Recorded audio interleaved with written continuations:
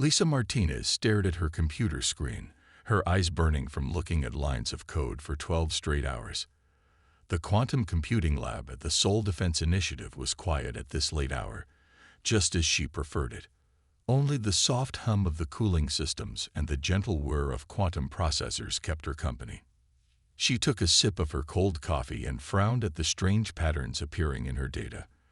For the past 3 months, ever since humanity's first contact with the Galactic Commonwealth, she had been trying to understand how their ships communicated across vast distances without any delay. It shouldn't have been possible, yet it was. The door to the lab slid open with a soft hiss. "Still here, Lisa?" asked Steve Morton, her supervisor. His kind face showed concern. "It's past midnight." "Look at this," she said, pointing to her screen. "The quantum field readings from the Commonwealth ships. They're not random.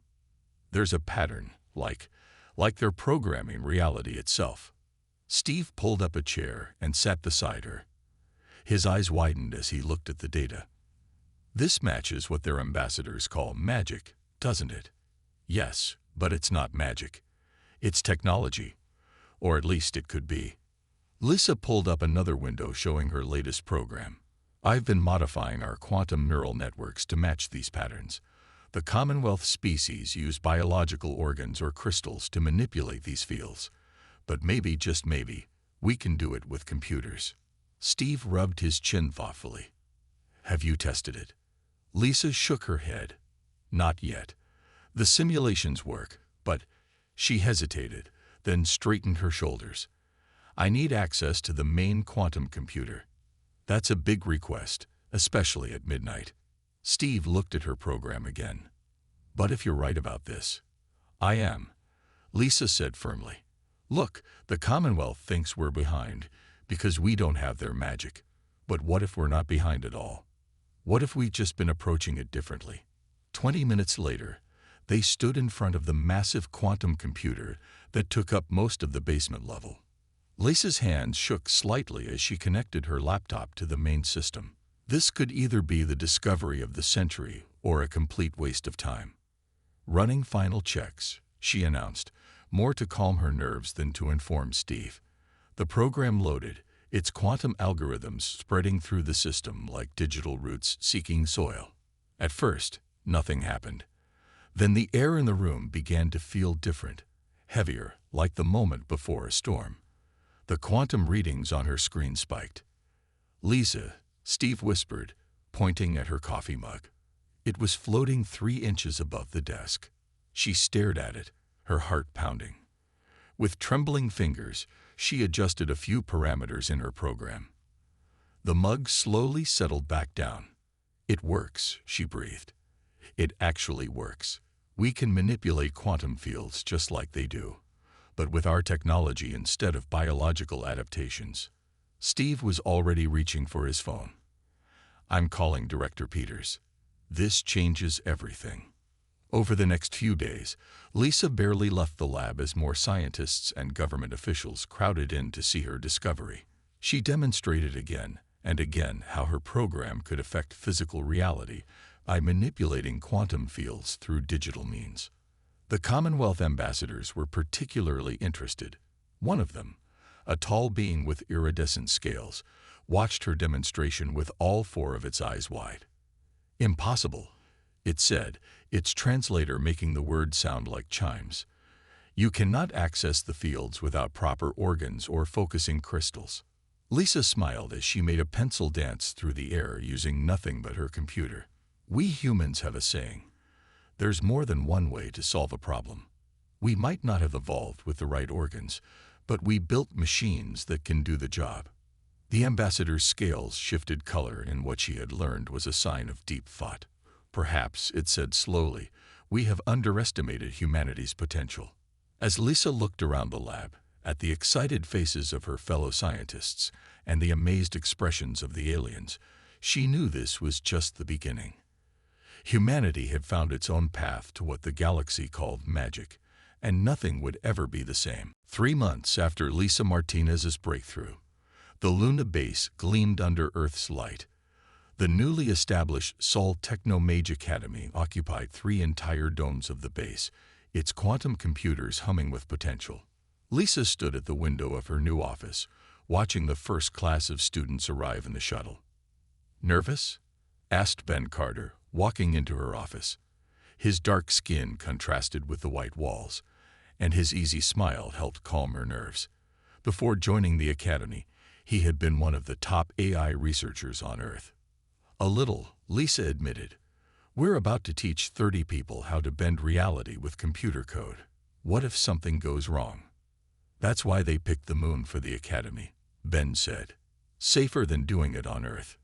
Besides, your safety protocols are solid."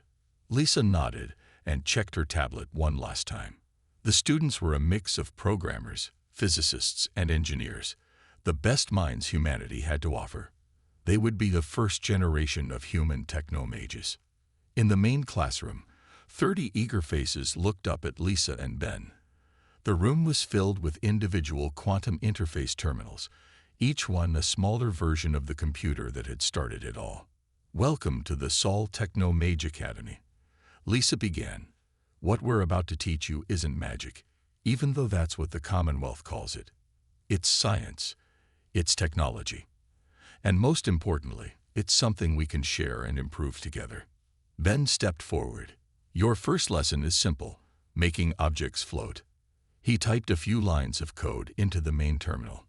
A metal sphere rose smoothly from its stand. The quantum field responds to properly structured algorithms. Think of it as programming reality itself. The students spent the next hour learning the basics. Some got it quickly, others struggled. A young woman named Kelly Adams made her sphere spin while floating, earning impressed looks from her classmates. "The best part," Ben explained, "is that once someone writes a working spell algorithm, they can share it. Try copying Kelly's code to your terminals." Soon the room was filled with spinning spheres. Lisa smiled, remembering the Commonwealth ambassador's shock when she first explained this concept.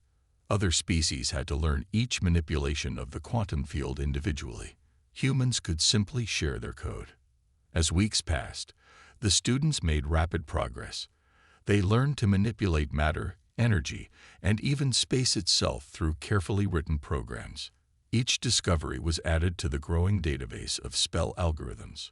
One morning, Ben rushed into Lisa's office, his face excited. "You need to see this. The students are combining algorithms in ways we never thought of." In the practice hall, Kelly and another student, Paul Rogers, were demonstrating their project. They had merged a gravity manipulation algorithm with an energy conversion program. The result was a swirling vortex of light that could safely absorb and redirect energy. "It's like a shield," Kelly explained proudly. "But it doesn't just block attacks, it can use the enemy's energy against them." Lisa watched in amazement as Paul threw an energy pulse at the vortex, only to have it curved back toward him in a controlled arc. The Commonwealth observers in the room buzzed with excitement. "Impossible," one of them said. "Combining fields in this way should take years of study." "Not when you can debug and modify code in real time," Ben replied with a grin. "We're not limited by traditional learning methods. We can iterate and improve our algorithms instantly." That evening, Lisa looked at the growing database of spell algorithms. In just 3 months, her students had created more variations of quantum field manipulation than some Commonwealth species had managed in centuries. "We're really doing it," she told Ben as they watched the Earth rise over the lunar horizon. "We're creating our own kind of magic." "Better than magic," Ben corrected. "We're creating technology that can be shared, improved, and passed on. And we're just getting started." Lisa smiled, thinking of all the possibilities ahead. The Commonwealth had expected humans to take decades to catch up. Instead, they were blazing their own trail, proving that humanity's greatest strength wasn't just their technology. It was their ability to share knowledge and build upon each other's work. The emergency alarm blared through Luna Base's Techno-Mage Academy. Lisa Martinez ran to the control room, where Ben Carter was already bringing up the distress signal from the Commonwealth Research Station. "What's happening?" she asked, looking at the red warning lights flashing across the screens. Something called the Voidborn, Ben said, his voice tense. They're attacking the station. The Commonwealth's magic users can't stop them. The main screen showed the research station, a beautiful spiral structure floating in space. Dark ships surrounded it, their hulls seeming to swallow light itself. The station's defensive fields flickered weakly against the attackers. The Voidborn are disrupting their quantum field somehow, Kelly Adams said, rushing into the room with Paul Rogers. Both were now full Techno-Mages after 6 months of training. Traditional magic isn't working. Lisa made a quick decision. We need to help. Ben, get the quantum link ready. Kelly, Paul, prep the emergency response algorithms. Within minutes, they established a connection to the station's systems. The Commonwealth magic users were trying desperately to maintain their shields, but their biological methods couldn't adapt fast enough to the Voidborn's attacks.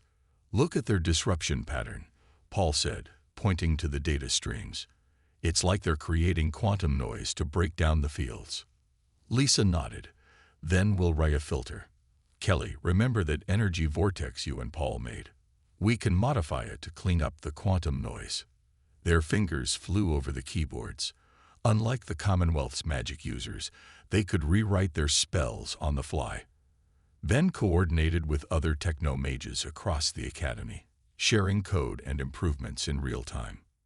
Uploading Quantum Firewall version 1, Kelly announced.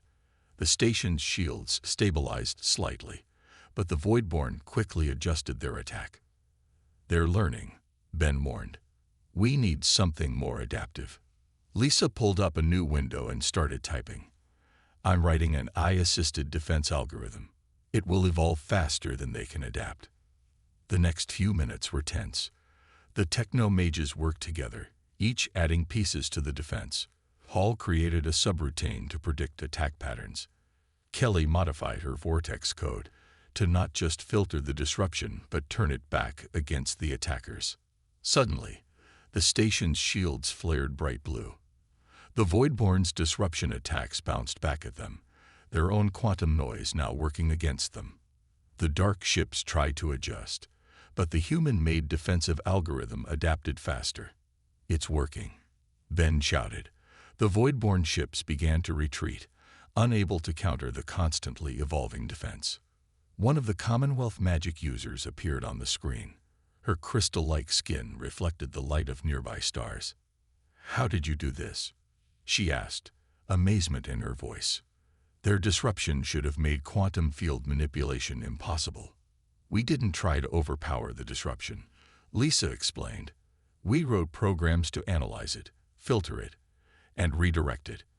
Our algorithms can change and improve in seconds. Remarkable, the alien said.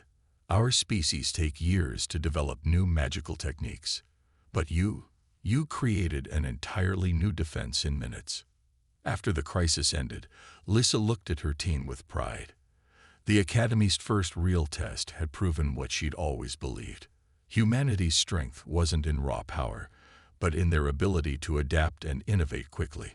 The Commonwealth is going to want to know everything about how we did this, Ben said, already organizing the code they'd created. Good, Lisa replied. Because I want to know everything about these Voidborn. Next time we face them, we'll be even better prepared. Kelly was already working at her terminal. I'm thinking we could improve the response time by at least 40% if we optimize these subroutines. Paul joined her. And if we add a predictive AI layer here. Lisa smiled as she watched them work. The Voidborn had expected to find easy prey. Instead, they discovered that humanity's digital magic was something entirely new and far more dangerous than they'd imagined. 1 month after the Voidborn attack, the main server room of Luna Base hummed with energy. Lisa Martinez watched as Catherine Wright, their new quantum security specialist, tested the latest version of humanity's first digital spellbook. Security scan complete, Catherine said, her fingers moving quickly across her keyboard. The quantum encryption is holding strong. No one can access the database without proper clearance. Then Carter nodded approvingly. Good. We can't risk anyone misusing these spell algorithms. The digital grimoire, as they called it, was a massive database containing every quantum manipulation technique developed by human techno-mages. Unlike the personal spellbooks of Commonwealth magic users, this one could be accessed instantly from anywhere in the Sol system. Watch this, Kelly Adams said, entering the room with excitement. She opened her terminal and typed in a new spell algorithm. I just created a way to make quantum fields bend light around objects. As soon as she uploaded her code to the grimoire, alerts popped up on terminals across the Sol system. Other techno-mages could now download, study, and improve her invention. 3 people have already suggested improvements, Paul Rogers said, looking at his screen. Look, someone in Mars base found a way to make it use 30% less energy. Catherine smiled but looked concerned. That's exactly why we need strong security. The Commonwealth is already nervous about how fast we're developing new techniques. She was right. In just a few months, humans had created more variations of quantum field manipulation than most species developed in decades. The digital grimoire made it possible for every discovery to be shared and improved upon instantly. Lisa walked to the main display, showing a map of the Sol system. Glowing lines connected every human settlement, research station, and ship. Each point of light represented a techno-mage accessing the grimoire. Someone just uploaded a new shield modification from Europa Station, Ben noticed. They combined 3 different protection algorithms into one. Catherine checked the code carefully. It's clean, and the efficiency is impressive. Approved for sharing. The new spell algorithm spread through the network like ripples in a pond. Within minutes, techno-mages across the system were testing and improving it. The Commonwealth representatives want to meet with us, Lisa said, reading a message on her tablet. They're impressed by our progress. Later that day, 3 Commonwealth magic users visited the server room. They watched in amazement as humans shared and improved spells in real time. In our traditions, one visitor said, their crystalline form shimmering. Each magic user must discover and perfect their techniques alone. It can take a lifetime to master even a few spells. That's the beauty of our approach, Lisa explained. When one of us learns something new, we all learn it. Every improvement is shared instantly. To demonstrate, she asked Kelly to create a new spell algorithm while they watched. Kelly wrote a simple program to create small light sculptures in the air. Within seconds of uploading it to the grimoire, other techno-mages began modifying it. One added colors, another made the sculptures move, and a third found a way to make them interact with sound. Incredible, another Commonwealth visitor whispered. You've turned magic into a collaborative effort. Catherine stepped forward. We've also added safety measures. Every new algorithm is tested in isolation before it can be shared. Multiple security checks ensure nothing dangerous enters the system. As the visitors left, Ben turned to Lisa. They're starting to understand now. We might not have their centuries of magical tradition, but we have something just as powerful. The ability to work together and build on each other's discoveries. Lisa looked at the ever-growing database of spells. The digital grimoire was more than just a collection of code. It was proof that humanity's greatest strength was their ability to share knowledge and innovate together. The best part, Kelly said, still working on her light sculpture program, is that this is just the beginning. Imagine what we'll create next. The room fell quiet except for the sound of keyboards clicking as the techno-mages continued their work, each improvement they made instantly becoming part of humanity's growing magical legacy. Lisa Martinez felt uneasy as she walked into the emergency meeting at Luna Base. Her room was packed with techno-mages and Commonwealth representatives. At the front, 3 members of the Arcane Council stood tall, their ancient robes decorated with living crystals. Your methods are dangerous, said the lead council member, his scales shifting from blue to red. Magic is not meant to be shared like common data. Each user must earn their power through years of study. Ben Carter stood up from his seat. With all respect, we're not using magic. We're using technology to manipulate quantum fields. Sharing knowledge is what humans do best. The council member's crystal staff glowed with anger. You create new spells too quickly, without understanding their deeper nature. This must stop. Catherine Wright, who had been studying readings on her tablet, suddenly spoke up. Lisa, look at this. She passed the tablet over. I've been scanning Earth's quantum field patterns. They're unique. Lisa looked at the data and her eyes widened. Earth's centuries of digital development had created something unexpected. The planet's computer networks, satellites, and digital infrastructure had formed a natural quantum field pattern unlike anything in the Commonwealth. That's why our methods work so well here, Lisa said quietly. The Sol system is already primed for digital magic. The lead council member stepped forward. Then it is worse than we feared. You have corrupted your entire system with this unnatural approach. The Council hereby restricts all human access to quantum field manipulation. The room erupted in protest. Kelly Adams jumped up from her terminal.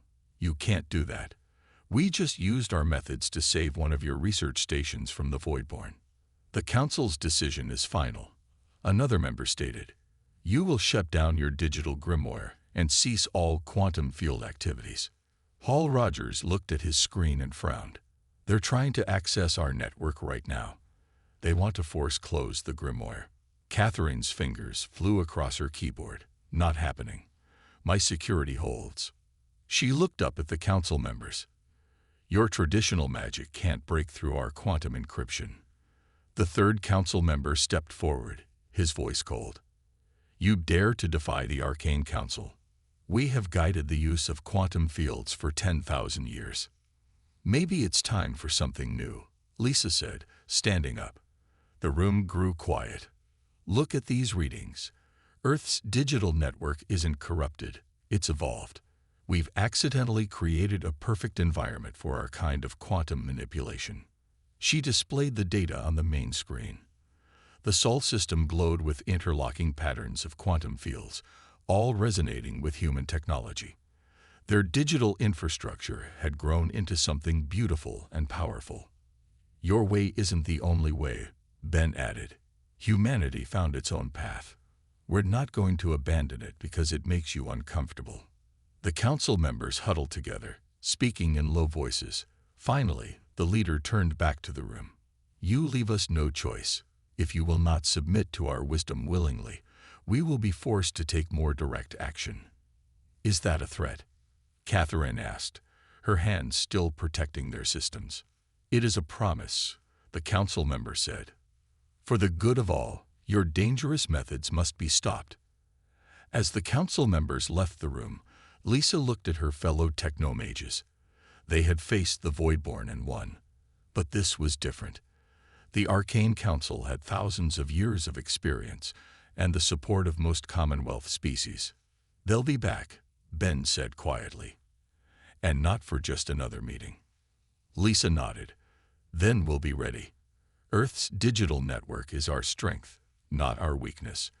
It's time to show them what humanity's Techno-Mages can really do. Catherine was already working at her terminal, strengthening their defenses.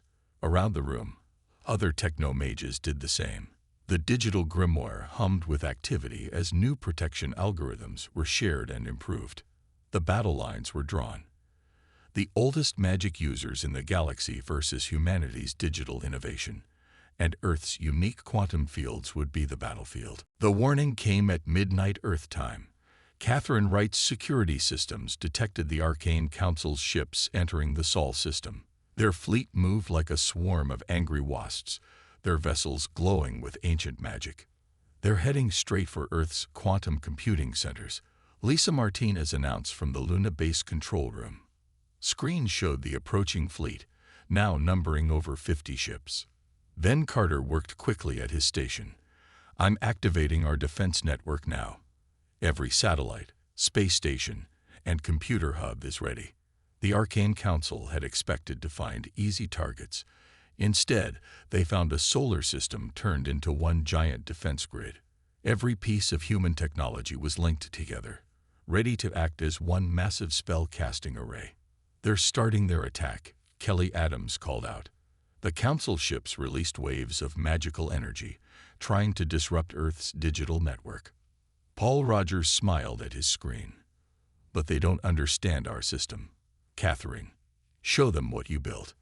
Catherine pressed a button, and Earth's satellites came alive.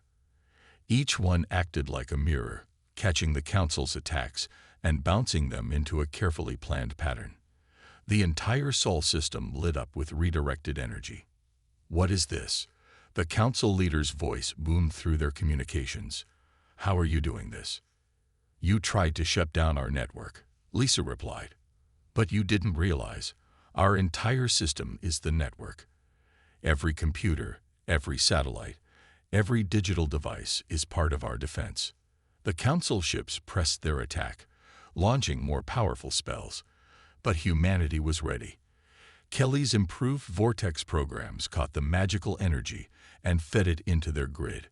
Paul's prediction algorithms helped them stay 3 steps ahead of each attack. "They're trying to break through near Mars," Ben reported. But as soon as he said it, the Mars-based defense grid activated.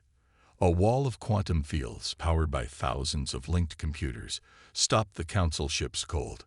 Catherine's security systems blocked every attempt to hack their network. "They still think they can shut down our digital grimoire," she said. "But it's not in any one place. It's everywhere." The Council leader's voice came through again, angry now. "This is impossible. No species can coordinate quantum fields across such distances." "We're not coordinating them," Lisa explained as she typed in new commands. "We're networking them. Every human device, every computer, every quantum processor is working together. The entire Sol system is our computer now." To demonstrate, she activated their counterattack. Every device in the system, from the smallest phone to the largest space station, pulsed in perfect harmony. The resulting quantum wave made the Council ship's shields flicker and fade. "Last chance," Ben broadcast to the fleet. "Leave our system, or we'll show you what our full network can really do." The Council ships held their position for a long moment. Then, one by one, they began to retreat. Their ancient magic was powerful, but it couldn't match an entire solar system working as one digital brain. As the fleet disappeared into deep space, cheers erupted across every human settlement. The Techno-Mages had protected their home and their way of doing things. "We shouldn't celebrate too much," Lisa cautioned. "They'll be back, probably with allies next time." Catherine nodded, still monitoring her security screens. "Let them come. Every attack makes our systems stronger. Every piece of data helps us improve." "That's the difference between us and them," Ben said. "They think power comes from keeping knowledge secret. We know it comes from sharing it." Lisa looked at the displays showing their linked system, still humming with energy. The Council had tried to shut down what they saw as dangerous innovation. Instead, they had pushed humanity to create something even more impressive. A solar system that fought and defended itself as one. 6 months after the Innovation War, Lisa Martinez stood in the newly built Quantum Exchange Center on Luna Base. The massive dome sparkled with holographic displays, showing real-time spell algorithm development from across the galaxy. "I never thought I'd see this day," Ben Carter said, watching as a young Commonwealth apprentice worked with Kelly Adams to improve a light-bending algorithm. "They fought so hard against our methods, and now look." The defeat of the Arcane Council had changed everything. When other species saw how humanity's shared knowledge had turned the Sol system into an unbeatable defense network, they wanted to learn more. "The latest registration numbers are in," Catherine Wright announced, walking over with her tablet. "We now have over 1,000 non-human students enrolled in the Digital Magic Development Program."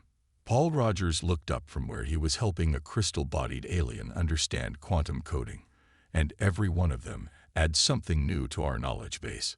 Their traditional understanding combined with our digital methods. It's amazing. Lisa smiled as she watched the activity in the center. After the Council's retreat, the Commonwealth had investigated their claims about human methods being dangerous. Instead of finding a threat, they discovered an opportunity. "Director Martinez, a soft voice called. Lisa turned to see one of the former council members approaching. His scales now shimmered with a peaceful blue. The latest vote results are in. The Commonwealth has officially recognized digital quantum manipulation as a valid and valuable school of magic. Thank you, Lisa said. But the real victory is what's happening here. She gestured to the busy room. Knowledge flowing freely, different approaches coming together. The former council member nodded. We were wrong to fear change. Your species showed us that there is strength in sharing wisdom, not hoarding it. On the main display, a new spell algorithm appeared. It combined traditional crystal focusing techniques with digital precision controls. Within minutes, Techno-Mages and traditional magic users across the galaxy were downloading it, testing it, and suggesting improvements. The Voidborn won't know what hit them next time, Ben said with a grin. Not with the whole galaxy working together like this. Catherine checked her security feeds. The new cross-species security protocols were working perfectly, protecting the network while keeping it open to all registered users. Every species brings their own security methods too. The system gets stronger every day. Lisa walked to the center of the room and activated the main holographic display. It showed the new quantum network spreading beyond Sol, linking other systems and species in a web of shared magical knowledge. Ready for the next big step? She asked her team. They gathered around as she pulled up the plans for the first interspecies digital magic development platform. It's beautiful, Kelly said, studying the design. Traditional magic users can input their techniques through crystal interfaces, while we use our digital systems. Everything translates and works together. Paul was already typing. And look, we can use AI to help find connections between different magical traditions. Things no one species would discover alone. The former council member touched the hologram with wonder. In all our thousands of years of magical knowledge, we never imagined anything like this. You humans didn't just find your own path to magic. You found a way to bring all paths together. Lisa looked around the room at humans and aliens working side by side, sharing discoveries and building on each other's ideas. This was humanity's real victory, not defeating the council, but showing the galaxy a better way. What's next?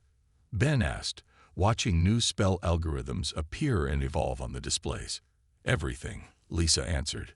We've only just started, with every species sharing what they know, combining different approaches, and building on each other's discoveries. She smiled. The magic we create together will change the universe. The room hummed with energy as humans and aliens continued their work, their combined knowledge growing stronger by the minute. The age of secret magic was over. The age of shared innovation had begun.